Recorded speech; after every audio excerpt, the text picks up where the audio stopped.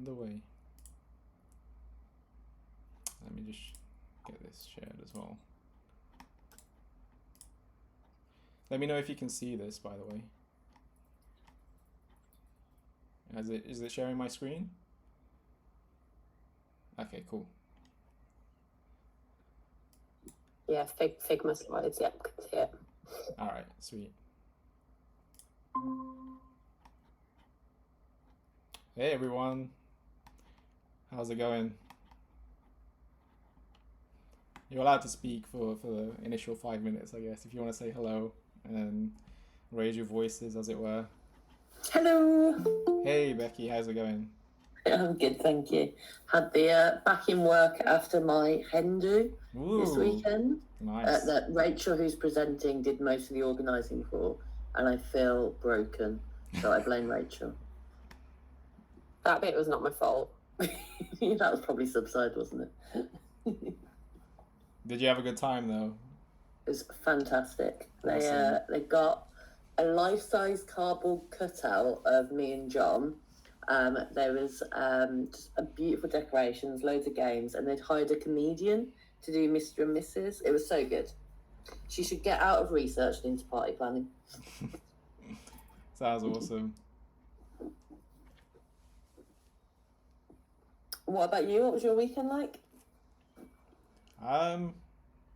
Yeah, pretty chill. I mean, the weather's nice now, isn't it? So it's like the urge to be outdoors is just like paramount. I feel like I'm wasting time if I'm not outdoors. So yeah, just doing something outside. Including I'm so pale. I just look at the sun and it turns me bright red. So I'm like, right, now is my inside times.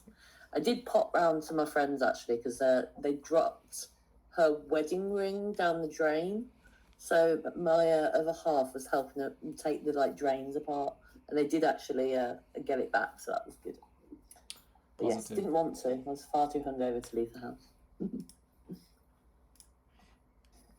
I'm glad that you retrieved it.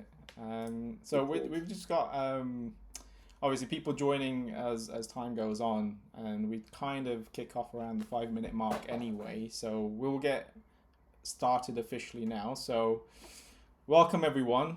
This is April's edition of UX in Brum. My name is Priyesh Chauhan, and I'll be your host for this evening. But we have multiple people on the call. We've got guest speakers on the call, Rachel and Laura from Hippo Digital, who will, I assume, introduce themselves shortly. But I just wanted to, if it's your first time joining a UX in Brum event, you're in for a treat. So just a quick reminder of what UX in Brum's mission is and why we're actually here. So it's an opportunity to learn and discuss. So as I mentioned, we've got guest speakers today, Laura and Rachel from Hippo, and they'll be going through their talk shortly. It's an opportunity to network as well, so meeting fellow local professionals, an opportunity to participate, so active involvement, whether you want to be have an official role with the community as well. So I'll be sharing a couple of open roles towards the end of the call as well. So if you're interested, please do reach out to me. But ultimately, we want to grow, so building out this community, and with this vision of making Birmingham and the surrounding area a powerhouse of UX and the design industry. So if you've got your cameras handy, or if you already have a link to this, you can scan this code and you'll find the useful links for UX in Brum, including a link to our brand new Slack community. So if you want to join there, we're trying to increase the conversation, share ideas, and various other things as well. So take a moment to scan that, and you'll see all the useful links, or even screenshot it if you need to. So the agenda for today, this was the welcome, but we have guest speakers as mentioned, and we'll be going through a special talk on creating actionable UX insights. I'll be handing over the screen and all that shortly to Rachel and Laura.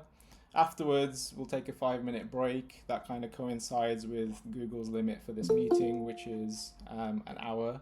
So about the hour mark, we'll go and take a break. After that, there's an opportunity to actually ask Laura and Rachel questions on the talk itself. I'll do a sharing of the open roles, and then afterwards, to close the call, we'll be doing the networking event, which on this occasion is all about building UX in Brum's mentor-mentee network. So if you're interested, whether you're a mentor yourself or a mentee looking for a mentor, hang back and we'll take the opportunity to do that bit of networking. But without further ado, I'm going to hand over to Rachel and Laura to take over the screen and start their talk.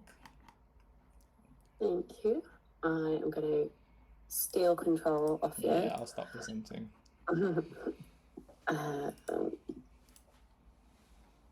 So I'm hoping that shows up. Great stuff. Let me just get my notes up. There we go. So yeah, thank you very much for coming this evening. I appreciate the weather is nicer than we're expected to have usually in England. So appreciate people kind of staying on for your professional development and to kind of support the event. We won't kind of drag it on any longer than kind of necessary, and it's a nice kind of number that we've got, so it probably won't take as long as we kind of thought. So myself and Laura are from Hippo. I know not everyone here is might not be kind of working in this space or might not be kind of familiar with Hippo. So we're a full service design consultancy. We work nationally across the country, predominantly with government and public sector clients like Department for Education, NHS, DWP, Ministry of Justice, clients like that, but we also do some private work. I've been a user researcher for just over 6 years, and we've got a little office in Birmingham, a little small sort of Midlands contingent that is kind of growing at the moment. And when Laura does her bit, I'm sure she'll introduce herself. So yeah, today is creating actionable UX insights, and this has kind of come. It's something that I do like. I do like talking about, and I think it's something that in my role, sort of managing other user researchers and being involved in communities of practice, is something that we do find can be a little bit tricky to kind of get right sometimes. I think it's quite similar to writing user needs, that it can be very difficult to kind of find the right words or to make it kind of as impactful as you would like. So it's kind of turned from sort of internal kind of training to, can we make this work for kind of a webinar? So what we wanted to kind of cover is sort of splitting it into kind of a problem and some kind of advice and guidance and things to sort of reflect and think about. And it doesn't matter whether you're a user researcher, whether you're a UX designer, or you're in a different role that might have a researcher in your team, or maybe you're someone that's trying to do multiple roles and research is something that you get involved in on the sidelines, or maybe you don't have any research at all and you want to kind of start doing it. So it doesn't really matter what your role is, but we're going to be looking at sort of the problem, which is, why do research insights sometimes not have the impact that we want them to? What is it where we kind of go wrong with them? What means that stakeholders aren't acting on them, or we're not really getting kind of like any buy-in or any kind of like action from our colleagues and our team? And then we're going to kind of move on to the solution, which is, how do we kind of write better insights that help our teams kind of take the next step? How do we use the right kind of sort of language and format?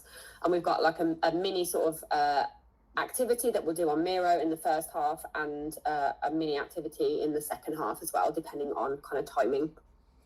Laura's going to take you through the problem space, and I'm going to take you through kind of the solution space. What I wanted to let you know as well, that we've got a Slido. So if you go to that website and you put in that kind of code, or you can use your phone, you can scan the QR code, it will take you to kind of like a Q&A. This is just great for you to drop off questions that you might have as we kind of go through the talk, so that we can kind of not derail things, but also when we come back after the break and we do the Q&A, we can kind of work through the things that people have brought up, and it just makes sure that we kind of cover things, and we've got kind of like a starting point for that. So do have that kind of open as we're talking, and do jot stuff down if you want to ask a question or even just make a comment. I will also pop the it in the chat as well. Awesome. So I'm going to hand over to Laura to take you through the problem space. Perfect. Thank you so much, Rachel. So I'm Laura, and I have previously worked in the Department for Education for around 10 years. I moved to Hippo literally the week before Christmas, which was obviously a great time to start. So been with Hippo now for just leading up to 5 months. And yeah, I'll take you through kind of the problem side of it. I'll take you through the kind of, we'll go through a little bit of an activity as well. So why are our insights falling flat in play labs, and why don't we get that desired outcome and impact that we need? So I want you to imagine you just finished sharing your big playback of research findings, an hour-long presentation that you poured absolutely everything to, hoping that it would land, hoping that action would be taken. But way too often what we see is kind of everyone nodding, everyone making the right noises, everyone giving you thumbs up at the end, everyone saying this is great, but actually them then going back to their kind of work as normal and completely forgetting about the insights and the findings that we have been sharing. So I guess the biggest question in a researcher's mind is, how actually can we make this real, and how can we have that big impact on the product or the service that we are working on? And how can I make the playbacks kind of more impactful and actually get the action that I want from them as well? So what we're going to do is go through a couple of reasons why we think that some of our insights aren't necessarily landing. What I will say as well is we'll go through these quite quickly, then there will be kind of some examples as we go on to the next slides as well. But as Rachel said, we've got a Slido for any questions that you want to ask us as we are going through. So the first is that it's not actually a real insight. This could mean that it lacks sort of depth, and it doesn't tell us anything at all about our users and their behaviour. The second reason is that the impact actually isn't clear. We're not explaining why this is important and what impact it will have on the business if we don't do X, Y, Z, for example.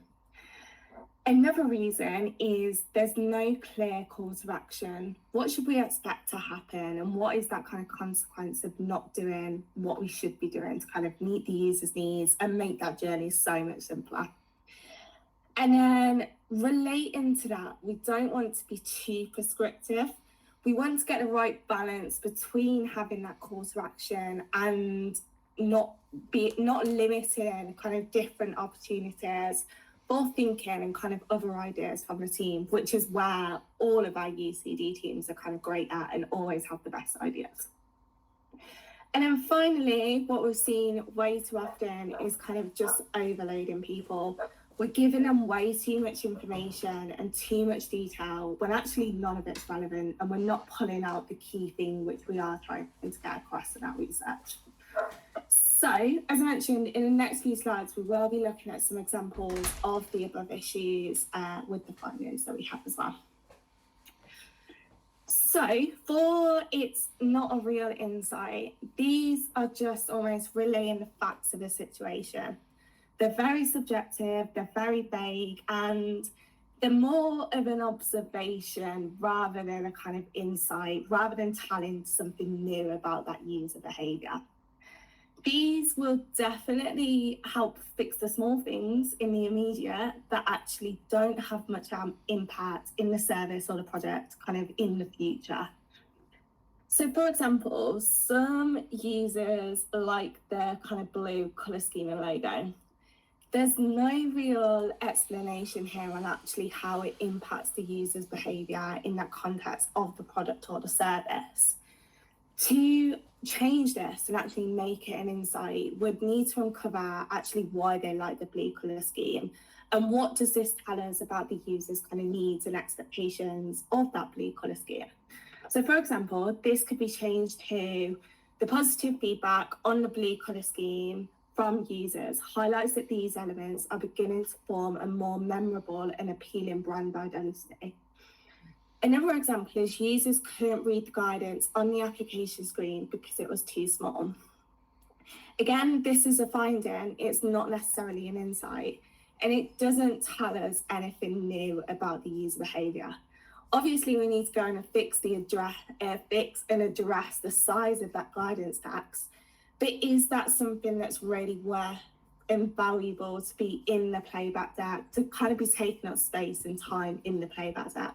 It's something that we can just go speak to the kind of UX designers and the content designers, and as a team kind of agree that to be actioned. So the final one in here is people use the search bar, which is great, but what are they searching for? Were they successful? Did it kind of do what they expect? And to add more to this would actually make it a kind of better insight and give the kind of information for the team to be able to take action on that as well. So on the next slide, we'll look at the options around the kind of impact isn't clear. So users finding the onboarding process confusing. There will be questions kind of asked around how is this onboarding process confusing? What part of the process is confusing? And also how confusing? Does this mean it takes a couple of seconds for them to work it out? Or does this actually lead to drop-offs on the service and kind of more support calls? Can't speak. To actually make this an insight, we'd probably need to explain why they are confused. So for example, users are confused and blocks at connecting their account due to the unclear error message, which results in them dropping off and not completing onboarding and integration with their accounts. This then shows the impact and shows that the users are kind of completely dropping off. They're not being able to complete part of that onboarding journey, instead of just saying users finding the onboarding process confusing. Going on to the next one, participants mentioned that they would like more information. This could be made an insight and adding more depth to it by actually expanding and kind of clarifying what the users wanted more information on and how this actually impacted their journey. So for example, this could be users wanted more information on the warranty for each of the items so that they could be confident in making the purchase of the coffee machine without needing to contact support and potentially not buying the coffee machine. And obviously using coffee as an avid coffee machine lover as well. So the kind of final one on here, the users felt like they was asked for too many personal details on the sign-up page. We're not telling the stakeholders, is this good, is this bad? How does this kind of affect their mindset and kind of their willingness to continue? And what does this tell them about their kind of expectations as well? So the next kind of issue that we found was some insights where there's no kind of clear call to action. We're not saying what can be done to actually help improve or reduce the burden on participants. So for example, users struggle to find the pricing information. It identifies that problem, but it doesn't necessarily explain what could be done to make it a better journey. What's the actual impact of the users not being able to find the pricing information? And what can we do to actually address this as well? So this could be made better by kind of providing the different options to kind of explore the discoverability of the pricing. So for example, users struggled to find the pricing information as it wasn't consistent across the service. This then gives a bit of an action for the team to look at kind of making that consistency of the price and information across the service, and gives them something to kind of work on and work up different ideas that could potentially meet that need as well.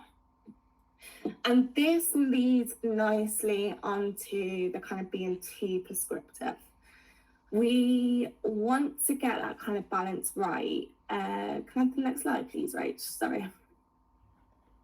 Thank you.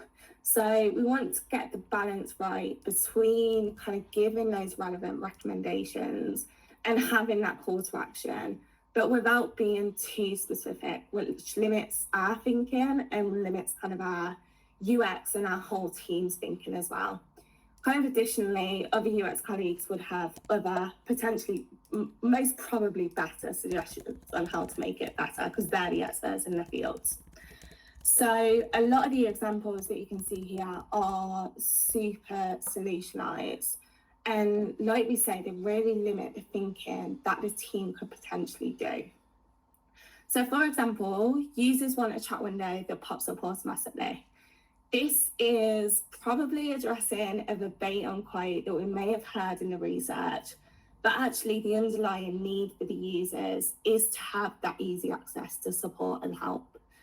A pop-up window may be great for this user, but actually may be kind of completely intrusive for some other users.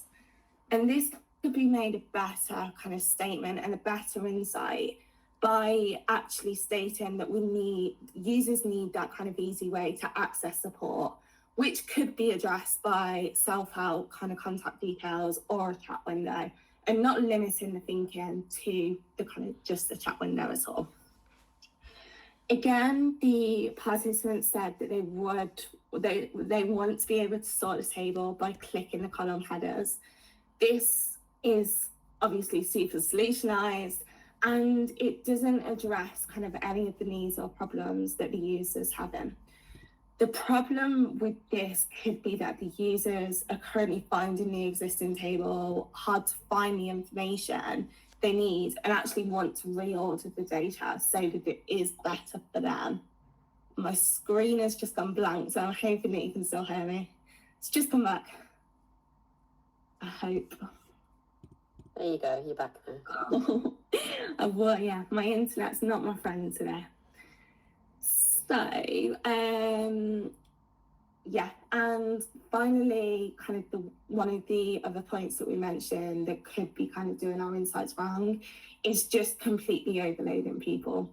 I'm sure we've all been in the situation where we start on a new project, look for any kind of existing research and get handed a 368-page slide deck outlining every single user interaction, no prioritization at all, and is not synthesized at all or analyzed at all. When we are kind of given too much information, it's obviously too wordy for us and won't have the desired impact on the stakeholders, and just makes it that little bit harder to retain the information that we are trying to kind of get across as well. Other examples of kind of overloading people include kind of presenting a verbatim transcript of every single user comment. The raw data is there, but it's not actionable, it's not digestible, and again, it's really hard to understand kind of what we are trying to get across. And so, with all of that in mind, we will go on to our first activity, which we will share the link for now.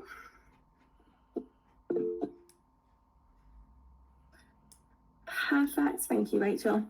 So if you could all load up the Miro board, the password for this, if it does ask you, is insights, and it should lead you to the kind of Miro board for the first activity that we're on.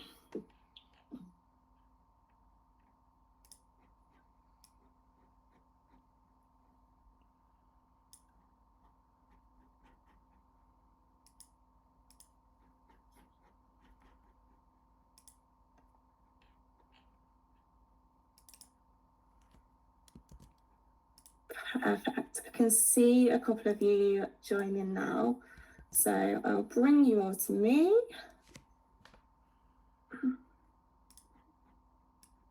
So for our first activity, we're going to look through the different kind of potential issues that we just went through with different insights and findings. And what I want you to do is, if you think this finding kind of represents an issue below, drag the number up onto the white space and we'll see kind of what kind of common numbers are there, what kind of common things people are thinking about that one. Does that make sense? And is there any questions at all?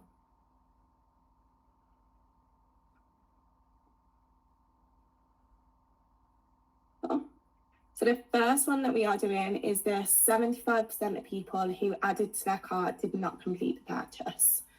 Do you think this represents it's not a real insight, the impact isn't clear, there's no call to action, overloading people, or too prescriptive? What I will say is that you can choose more than one number as well.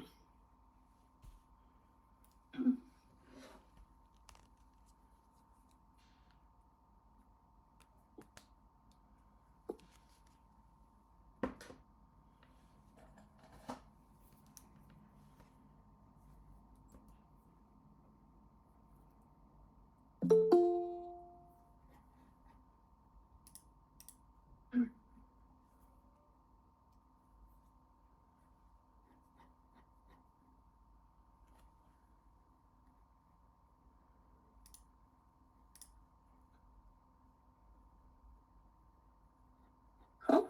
I think everyone stop moving around. Feel free to add your number on if you are still kind of thinking about that. So we've got a few ones, a few twos, and a few number threes for that one.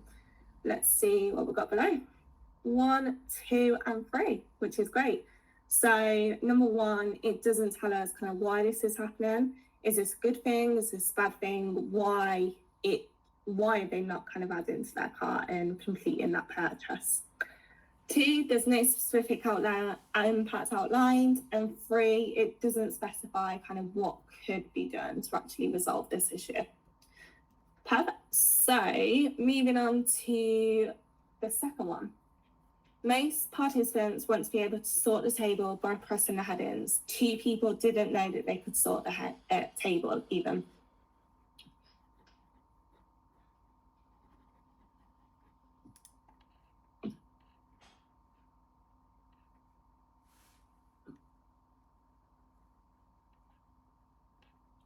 It's making me laugh, all the names that Myra has given you. So we've got visiting artist, visiting sculptor, visiting thinker.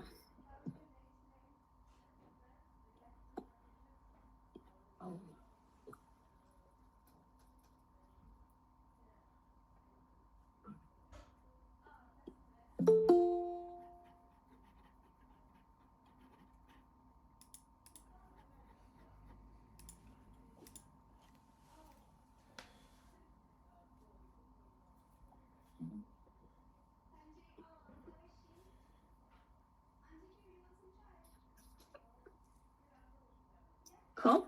So we've got one of every number there at least on this one, which is interesting.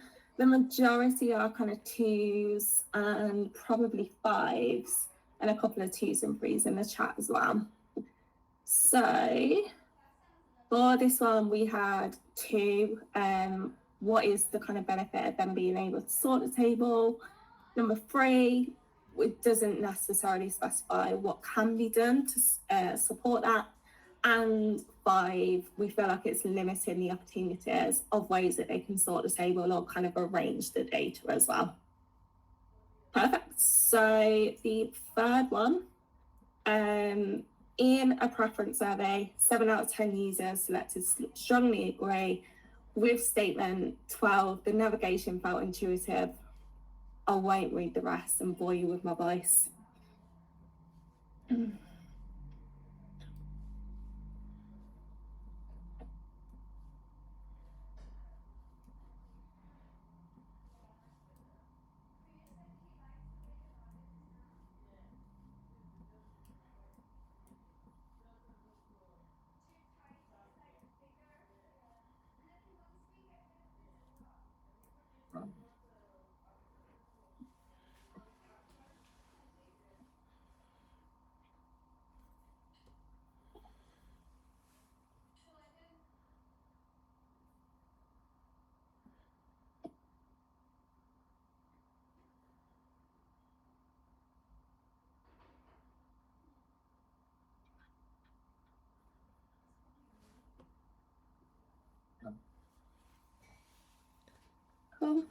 think everyone's stopped there.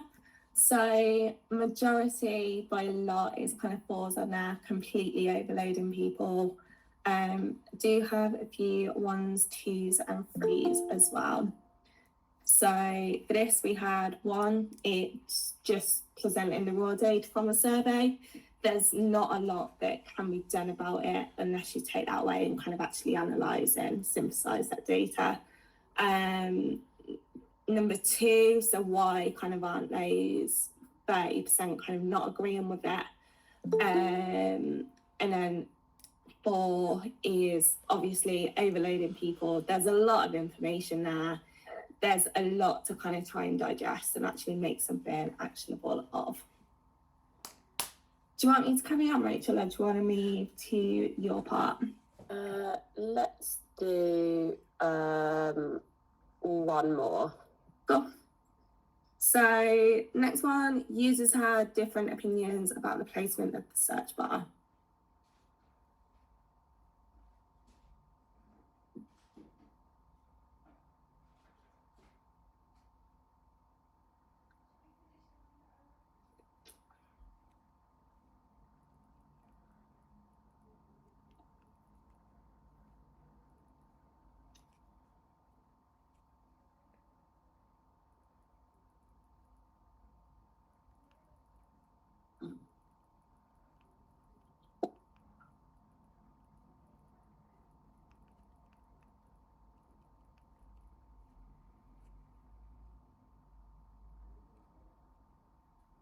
Perfect. So a lot of kind of 1s, 2s and 3s on that one as well.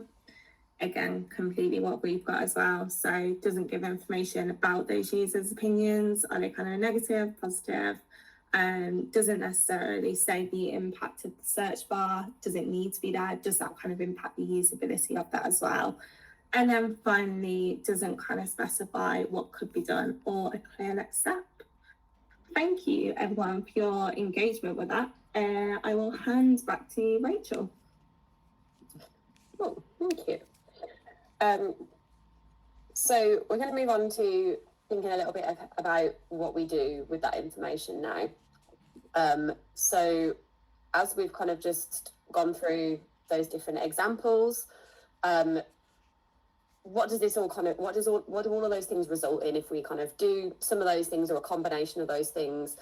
What does that result in? So this is kind of what you get if you've got at the root of your kind of report or your playback, if you've got those things like insufficient depth, if you don't have the absence of action, if you're over prescriptive or unclear with your impact, or you're just overloading people to try and cover all bases, what that results in is teams and stakeholders spend time reading or reviewing information that doesn't actually end up in informing any design decisions or any increased understanding about your users.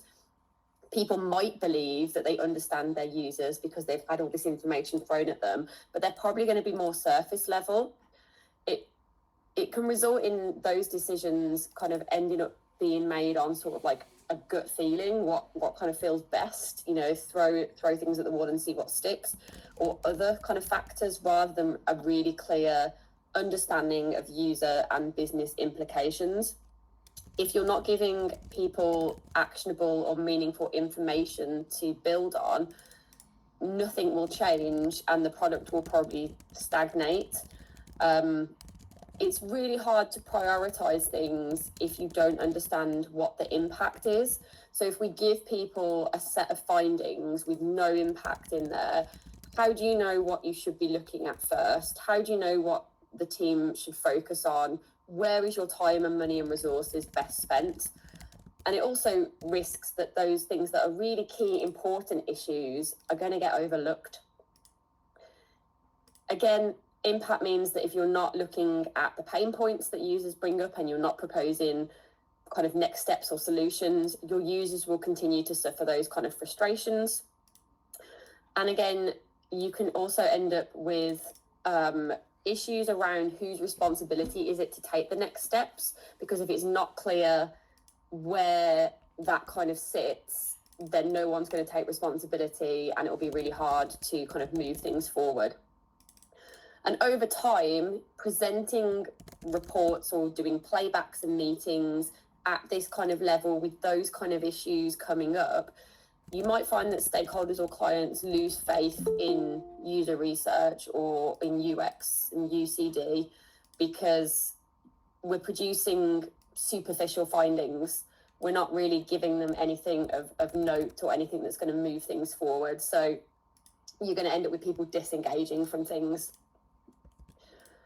So the first thing that we want to kind of do is to clarify what we mean between findings and insights. And I want to be clear that findings are not a bad thing. A lot of research is based around findings. But it's important that we see kind of the difference between what is a finding and what is an insight. We want to make sure that our recommendations are crafted on meaningful evidence and an understanding of our users. So what is not an insight? So first of all, bugs. So if you're doing some testing of a design or usability testing or you're testing a live service and there's some bugs, it's not an insight. You found it, it's a finding. It definitely needs addressing and fixing, but it's not an insight. It's a problem that has a specific solution. Pain points, again, on their own, or sort of simple usability issues, they're findings, but without that additional kind of depth, they're not insights.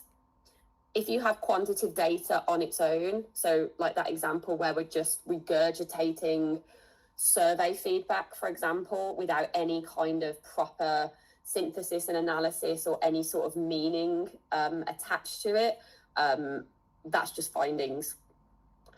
User preferences and opinions can be useful in knowing kind of what people's attitudes and kind of mental models are for things, but we're not interested in preferences and opinions. We're interested in like evidence and fact and behaviour and things that are observable. If we offer simple observations without kind of context, that's just a finding and it doesn't really add anything useful. And the main thing is that we're not adding that sort of interpretation or we're not adding that kind of meaning to anything. So findings are great if you're just there to give people the facts. That's where findings come in. If you want people to really understand things and understand the business and the user impact and for that to lead to action, you want to be looking at insights. So insights will always be grounded in real data, and that data could be quantitative, but as user researchers, we generate lots of qualitative data through our interviews, our observations, and usability testing. The key thing about insights is that we are offering an explanation for what causes the thing that we've seen or we've observed or we've heard. Your role is to bring in the why. Why is this happening? Why should people care? What's the point, of all this? We want to try and show our understanding of our users, and we want to reveal their underlying motivations. So when we find things out that are really surprising or they're exciting or they're unpredictable, we didn't predict that people would do something, that can be an insight because it's something different and it's something that we can add a little bit of narrative to. And finally, insights are meaningful and actionable, so they help move us on to sort of the next step. So in a kind of nutshell, findings are just kind of observations like on their own. They're just stuff they're just the data, essentially. Your insights are the what and the why.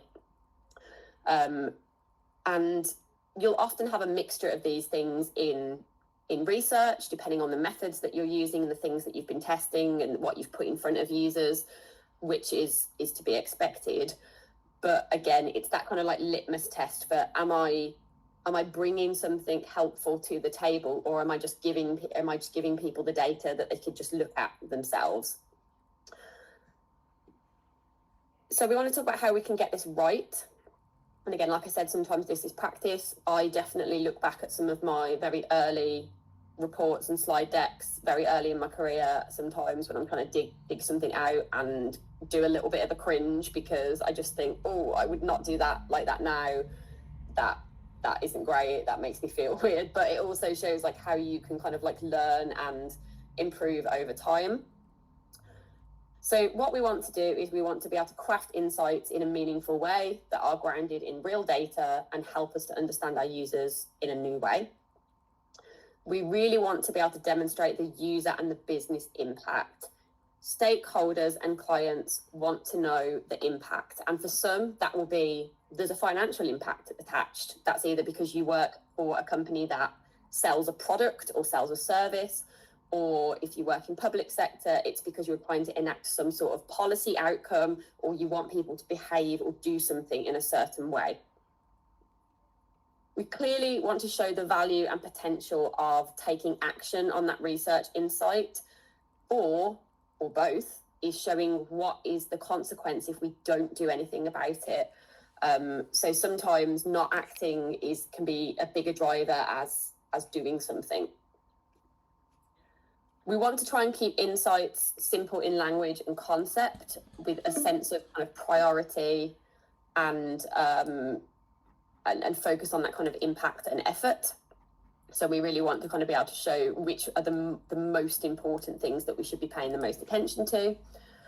And again, we want to balance that by avoiding being too prescriptive. We want to invite people to talk about the options that we have available to us. We want to invite our colleagues to be thinking about those solutions collaboratively, and we want people to be looking at kind of what all the different kind of ways that we could address a problem, because I don't want to say there's multiple ways to skin a cat as an avid cat lover and cat owner, but you know, there's many ways to peel an apple. You know, you can do all kinds of things. It's not just one particular thing. I'm going to try and press the button and it's not doing anything. I don't know why this is not moving. Oh, there we go. And overarching this is kind of being able to frame your insights in a way that resonates with your audience. Treat your stakeholders or your client, the people that are paying for this research or are involved in those product decisions, what is important, treat them as users, what is important to them, what is the language that they speak, what drives them, what are they worried about, what concerns them, what's their experience of research and user-centered design, what would success look like to them, and what is the impact of kind of failure. So learning what kind of drives and motivates them. You might get some stakeholders that are really motivated about kind of the improvements that will happen for end users, because maybe they're really like philanthropic and they've got, you know, that is their kind of priority. But then you'll get some that are more, for them, they want to know kind of like how this can save the company money, or how we can make things more efficient, or how we can make people's jobs easier. So learning kind of how to frame things for your particular audience can also be a really kind of clever way of doing that. That's fine. So this is kind of a little model that I've put together for helping you to turn your findings into insights and to frame them in a way that will help have those kind of conversations.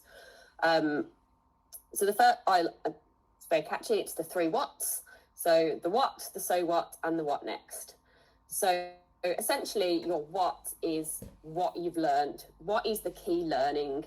This could be the behaviour, this could be the finding, it could be the user's mental model, it can be a pain point, it can be something that's made you go, oh, that's really interesting.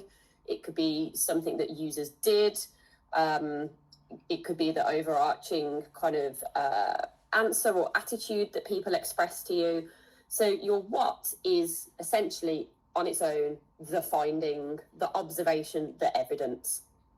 But to take that from just a finding and move that into the insight, you've got to have the consequences and the impact. You've got to ask yourself, so what?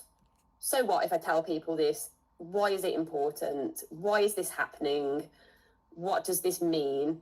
Does it lead to an impact within the product or service?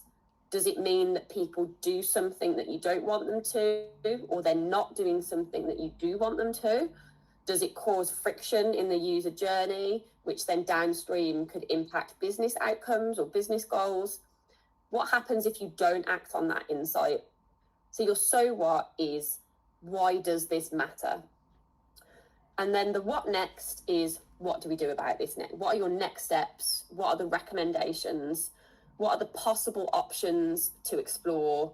And you can even just use, if you don't want to, if you don't feel confident making a specific recommendation, or you feel like maybe it's not your place, you can start to ask yourself, well, how might we deal with this thing that we've seen or heard or observed?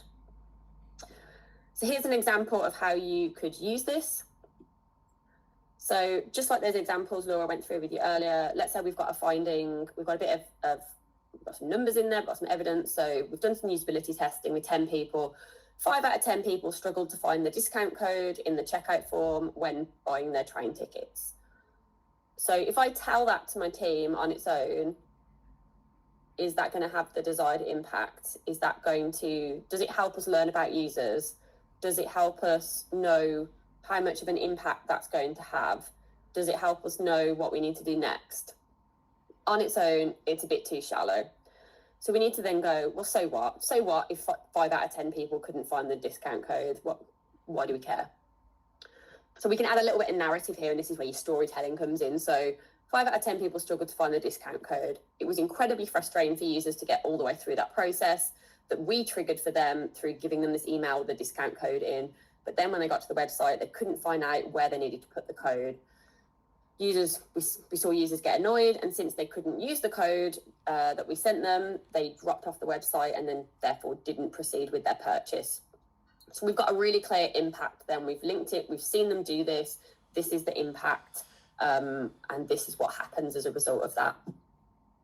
And then we can add in some recommendations. So to reduce abandonment, we could try, so again here you can soften this, you're not making instructions or telling people what to do, but you can say, here are some things we could explore, or you can leave it open in a how might we do this. But for example, to reduce abandonment, we could try a number of things, such as making the discount code field more prominent on the payment page. We could potentially place it directly under the order summary, or we could even use a clear call to action like, do you have a discount code?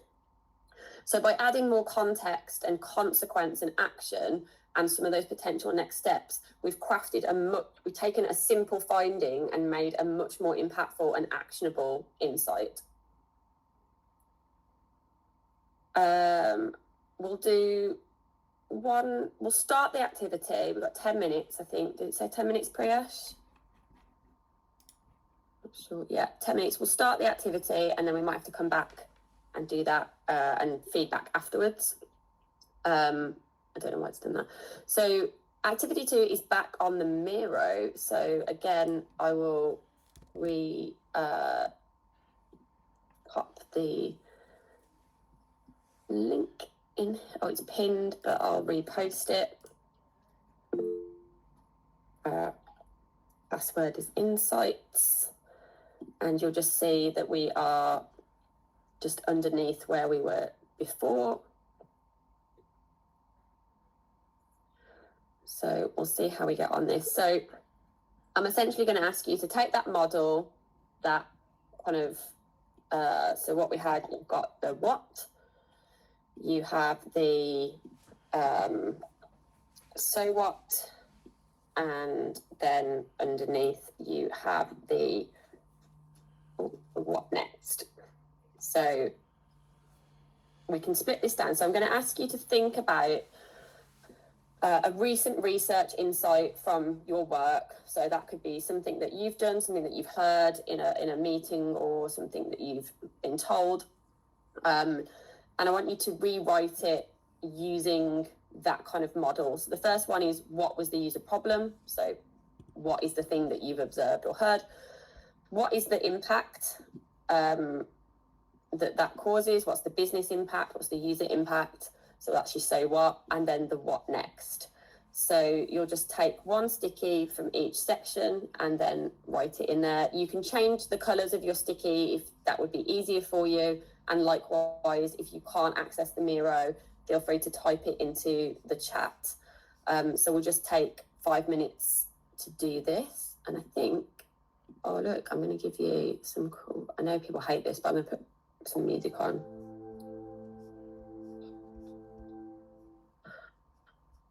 Smooth groove. Oh, that's better. So you're looking at taking something that you've done in some recent work, or if you haven't done that recently, maybe just come up with an idea, an example, just have a little go at writing it out. So you're doing your what, you say what, and the what next.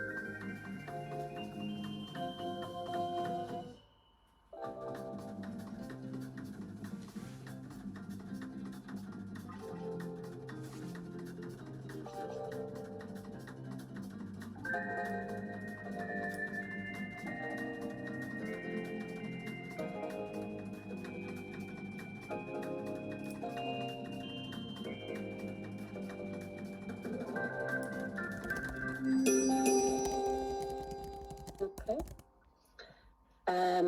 I think what we'll do now is the break will happen in like, it'll cut us off in like a minute or two anyway. So we'll take the break now. Keep zooming in and out. When we come back, I'm going to pick up a few of these examples and ask people maybe to kind of share them, or I'll read them out.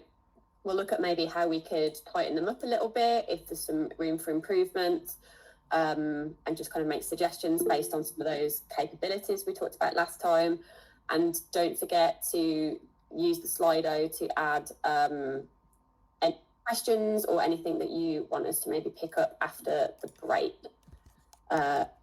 Becky, do you have a question you need now, or do you? Yeah, I was just wondering, is it the same link that we are joining with? Yeah, just rejoin with the same link in 5 minutes. Well, 7:05. 7:05, perfect. Thank you so much. A comfort break. See you in 5 minutes, and we'll give you some